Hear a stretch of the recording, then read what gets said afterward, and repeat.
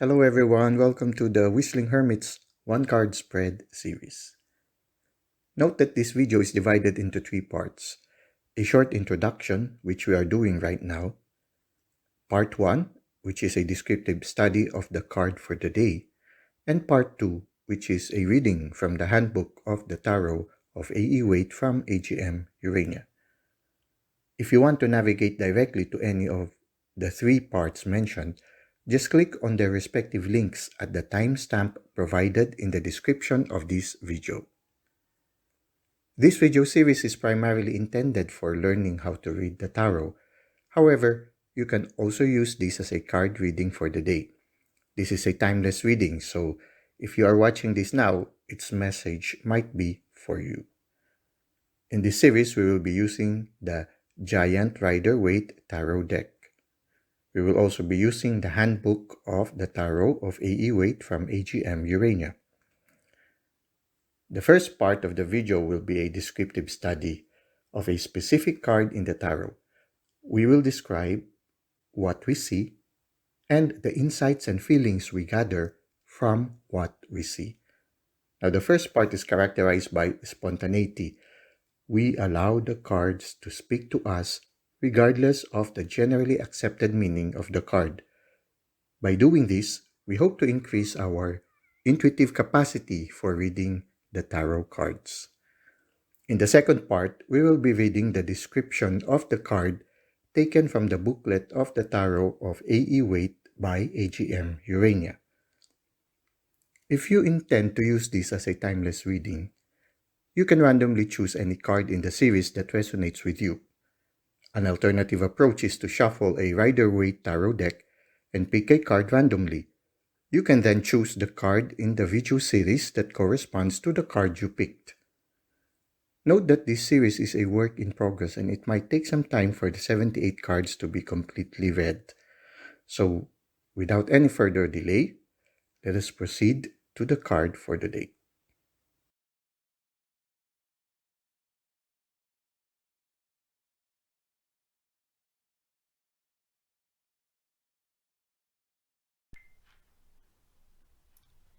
Welcome to part 1 of our one card spread series, and our card for today is the Tower, which is number 16 in the Major Arcana. Okay, so this is also a very grim picture like that of the devil, but there is a difference here. You see a lot of yods. A lot of yods accompanying the person who is falling. And then there's a lot of yods also here. Well, this person, maybe the yods are running after this person. Okay, so as the person, people are falling, no, there is the presence of the divine.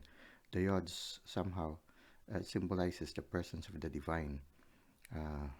And when you look at it, no, these people are falling. Okay, and many people, when they encounter this one, they find it very scary. But when they look at it, they always survive the situation that they encounter. It's like in life, as long as we keep on going in our life, whatever trials you undergo, you will overcome them. They will pass.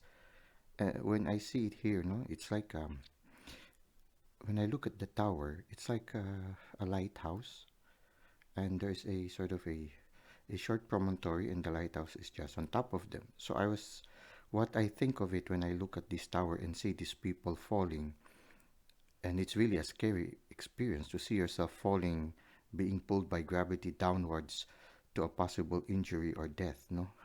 With this high, if there's no water beneath it, then it's really going to be sure death. So what I always find when I look at this picture is that there has to be a body of water somewhere here, and they fell into that body of water. I don't think with this kind of design during their time they already invented the trampoline, which the firemen usually used to catch people who jump from the building. Now these people I think are not yet in that time. So this a woman and a man, they are falling, and most likely they fell into a body of water. It reminds me of the fool, no, who is walking into a cliff. No? the fool survived. He was able to even meet the magician afterwards, the high empress and the high priestess, and then the empress, and then the emperor, and the hierophant. So it means there is also highly probable that if this is a cliff, he might have dropped into a body of water, into the sea, and he survived. And I think these people are also falling most likely into a body of water, which is the sea. And for me, the sea symbolizes our inner world. So I feel that the tower moment is followed by a moment of introspection. The tower moment wakes us up. There's a lightning, suddenly it comes, boom, it hits the tower. Whatever security we have, it's like living. I keep thinking of the ivory tower. They say that a person who is in an ivory tower is, you are in a world of your own, and you are separated from reality. And somehow it's like that. Sometimes we are in a situation in our life where we are so engrossed with our own world that we are no longer aware of the reality around us. And sometimes the divine, the universe also wakes us up by sending us lightning and destroys our ivory tower, and we find ourselves falling. And when we fall, the next thing that happens is that we find ourselves in a body of water, and that body of water is a moment of introspection. So I feel this tower moment is followed, which is a climax in our life. It wakes us up from our relaxed position, from our inactivity, from our personal security, our comfort zone. It wakes us up from our comfort zone and makes us fall back into reality. And when we fall into reality, we fall into a body of water. It leads to introspection, into reflection of what is happening in our present life. So somehow it's like this. I think this tower moment causes this hitting, and then there is a fire, and then you find yourself falling, and then you fall into the sea, and you find yourself in a moment of introspection. And this moment of introspection allows us to reflect on what is happening in our life, and it becomes a vehicle for transformation. So when we see a tower moment in the card, when we see a tower moment, oftentimes we can infer that there is a transformation that will follow. And before the transformation, there will be a moment of introspection. So there is an invitation for us. If you are reading this card right now and you are undergoing a tower moment, a crisis in your life, the invitation is to follow it up with an introspection, dropping into a body of water, dropping into your inner self and introspect, and be aware of the odds that are in your life. You are undergoing a trial or a challenge in your life right now, but the presence of God is there, and you need to be aware of the presence of God. And as you become aware of the presence of God, you are also invited to introspect into your life, to try to see, to reflect what is happening in your life, and allow yourself to undergo the transformation. When you start falling from a very high place, you cannot do anything but accept the reality that you are falling. It's like a letting go and letting God. You fall. As you fall, you become aware of God's presence, and you feel helpless and you cannot do. You go with the flow. You allow the Lord lead you where you are supposed to go. And oftentimes, it will lead you towards introspection. It will lead you towards reflection of what is happening presently in your life. You see here a crown. There's a certain, you feel like you're on top of the world, being a crown, and suddenly even the crown was hit by the lightning. So sometimes we feel so secure, but there is something wrong in our situation right now, but we don't see it. We fail to see it. We needed a tower moment. We needed a lightning to strike us, to topple down this sense of security, and to make us aware of the things that really need to be addressed in our life. The darkness that is looming before us, but we are not aware of. When you see it's dark, there is no sunlight, there is darkness in it, and you needed the lightning so that you become aware that there is darkness in your life, and you need to get out of that ivory tower to be aware of it, and to undergo introspection, and to allow God to change you, allow God to lead you towards transformation. You allow yourself to fall, and in your falling is like going with the flow, allowing God to lead you towards transformation. When you look at this fool, when he fell also into the water. So the water might be cold and might have wakened him up also and made him realize that he has to be a little bit more cautious and everything. So even the fool at the start of his adventure had to undergo a moment of reflection into his inner self also, his situation, and maybe he became more careful afterwards. He didn't lose the most likely he didn't lose this spirit of adventure, but I guess there is a little bit tempered anymore after maybe he had fallen into the water. He might have waken up that he had to be a little bit more careful. Sometimes it's like that.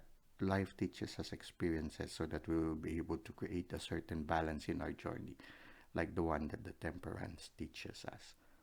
Well, there are still a lot of reflections you can get from it, but for now, this will be what we will have for now, and this will be what we will have, and let us now go to part 2 of the Tower, which is number 16 in the Major Arcana.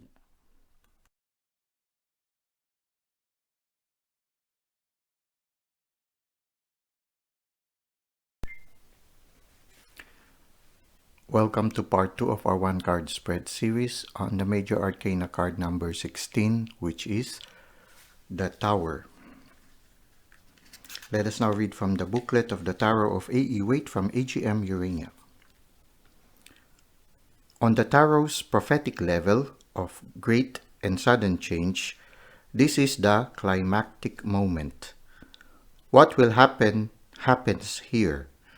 The picture appears disastrous, even terrifying, as lightning strikes a grim stone tower and people seemingly are thrown from the high windows to what looks like destruction below.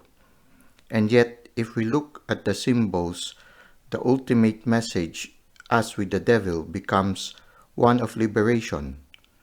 The drops of light or fire take the form of the Hebrew letter Yod, the beginning of God's most powerful name. See around the rim of the Wheel of Fortune. Appearing also on the Aces of Wands, Cups, and Swords, the Yods, 21 of them, for the number of cards in the Major Arcana, represent divine grace. Not just in the larger world, but in our individual lives, we sometimes find ourselves oppressed, seemingly trapped. At such times, we may need something to shake us loose, to free us, even if it feels like lightning has struck and everything has fallen apart. Divinatory meanings: upheaval, sudden change, a shock. Also, revelation, discovery. Warning, advice: similar but not as extreme. Possibly a refusal to accept a shocking discovery. Action: do not try to resist drastic change. Allow it to free you. Well, this concludes our one card spread series of the day, which is part 2 on the Tower. Until next time, have a great day.